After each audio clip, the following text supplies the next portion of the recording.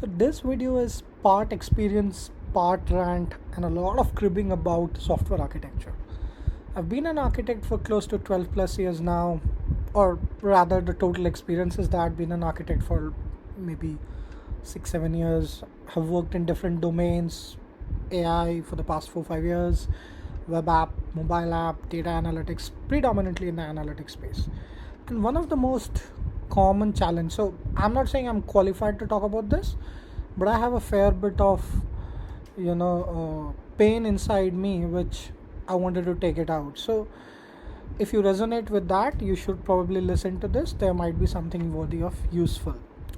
So one of the key challenges when you are an architect is requirements, and a lot of times what really ends up happening is you set up assumptions, right? And assumptions are a very, very short word, but how much of the system can you build on assumptions? Do you really build a solid building with a concrete foundation when there's a good strong requirements, or are you building a house of cards? And that's a thought which goes through a lot of them.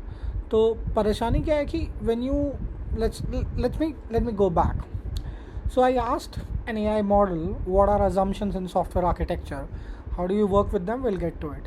And it gave me so much of jargons. It listed essentially different categories of assumptions that we have to deal with. And when I read it, I realized all of that is true. So there's business assumptions, there's technical assumptions, there's org assumptions, environmental assumptions, quality assumption, constraint assumptions, and tons of different things. And business assumption kya hai? What are business assumptions? Business assumptions would be every time you go and ask a customer that, hey, how much is your data going to grow? Make an assumption. Let's say 10%. And then they'll later come back, hey, no, why are you charging me this much? My data has grown not by that percentage, but hey, you have used that number to do your demand planning, to do your infrastructure planning. What are your technical assumptions? You want to get into some sort of infrastructure, technology, framework, stuff like that.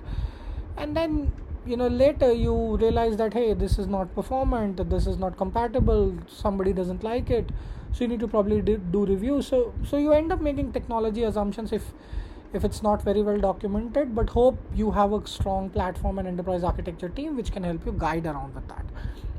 There are organizational assumptions, like when you're building software products, you have to keep in mind that what really happens and who are the people who are going to build it and use it. So if you really build a great app and you don't have developers if you design a great app and you don't have developers to code it out, well, it's not going to be built.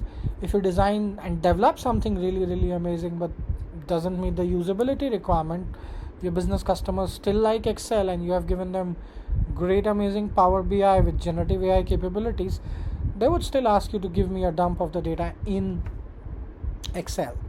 So that's the frustration, right? So it doesn't really matter that what you try, how hard you try, what you bring to the table. Your life always revolves around assumptions, and there can be tons of other areas of assumptions, like environmental assumptions kya honge? I mean, these could be network related stuff, infrastructure related stuff. You could have compliance, regulatory, tons of things coming in and throwing at you all around. What are quality assumptions hai, constraints hai? All of these are assumptions of different forms. But the idea, or in an essence, the thought or the frustration is, how much of assumptions can you deal with if you are working as an architect? Your job is not to collect requirements, your job is to actually design systems. But as an architect, how often does it happen that you actually collect the requirements and how much you design system? Most of the designing part comes towards the end, and a big part of the job, if you're a solution architect or a system architect, is getting in that requirement right. And getting that requirement right is a big frustrating exercise. You don't have a well-defined framework. Each enterprise talks about its own. Yeah, there is somewhere the notion of agile and the whole epic features, user stories, etc. But that really translates to good engineering work. When you're collecting stuff for new requirements, none of that is really useful and doesn't give you a framework to do it. So now we are back to the question of how do you work with them? And I'll want to relate this back with a thought that I've talked long back about non-functionals. I think non-functionals and studying them over a period of time gives you the ability to think in non-functionals and think in quality attributes of the system. and it does gives you a way of categorizing it. For example, if I have a non-functional as reliability, how do I deal with it, right? Reliability is non-measurable, but the moment you go and start defining the questions like what are X requirements for uptime, what is Y expected downtime, and then you get into talking about matrices and so on and so forth, and then you probably categorize this into numbers, give it a percentage, 1 2 3 4 5, Moscow rules, whatever form of prioritization you want to apply, go on and do that. And that really gives you the ability to talk and think about requirements in a different way, essentially the non-functionals way. And the idea that I'm trying to say is, when you get into studying non-functionals, you will realize that there are so many of them and they are quantified very, very deeply. You could talk about all the different ET requirements like usability, reliability, performance, throttling, infrastructure related stuff, system related stuff, UI related stuff, compliance related stuff, data related stuff. All of these areas have a non-functionals which are defined. So if you are an architect like me, what would make sense into, either if you're starting a new job or you're already in it, build a catalog of the non-functional requirements that you see that are talked around.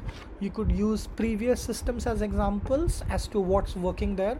Most organizations have some way of categorizing things when a disaster scenario happens, because disaster recovery is kind of a mandatory exercise everybody does, and start from there and go upwards.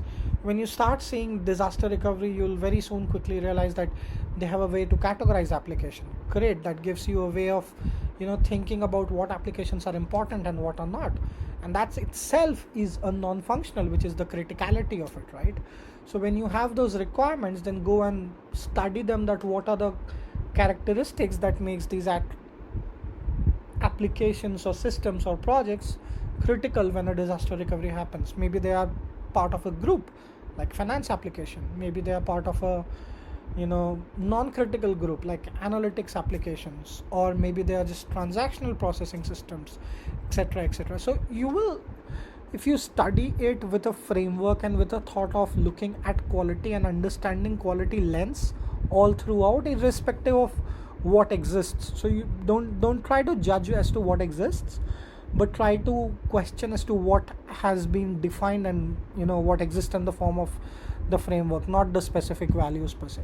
So if you do that, and if you go and think in this way, what will very soon happen is you'll have some of these questions written down. Like I do maintain a list of questions for myself that I have evolved over a period of time, but as you keep on doing it, you'll realize that you'll get a lot of these requirements across different organizations, and then you'll be able to formulate a starting point that defines as to how do you as an architect work with the assumptions. All right, so that was the rant, a little bit of frustration, and hope there's some insights as well.